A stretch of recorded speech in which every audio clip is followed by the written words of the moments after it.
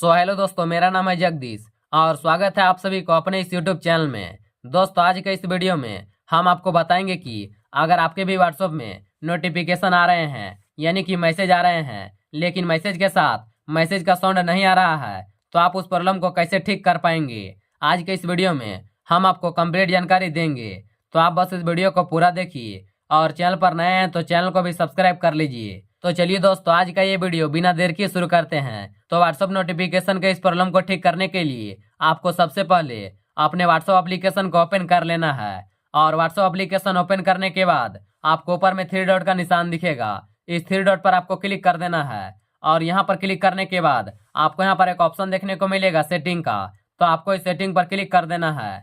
और यहाँ पर क्लिक करने के बाद आपको स्क्रॉल करते हुए नीचे आना है। जब आप नीचे आइएगा तो आपको नीचे में एक ऑप्शन देखने को मिलेगा नोटिफिकेशन का, तो आपको इस नोटिफिकेशन पर क्लिक कर देना है। और यहाँ पर क्लिक करने के बाद आपको फर्स्ट में एक ऑप्शन देखने को मिलेगा कन्वर्सेशन टून का, तो अगर आपके फोन में ये ऑफ होगा तो आप इसको ऑन कर लीजिएगा।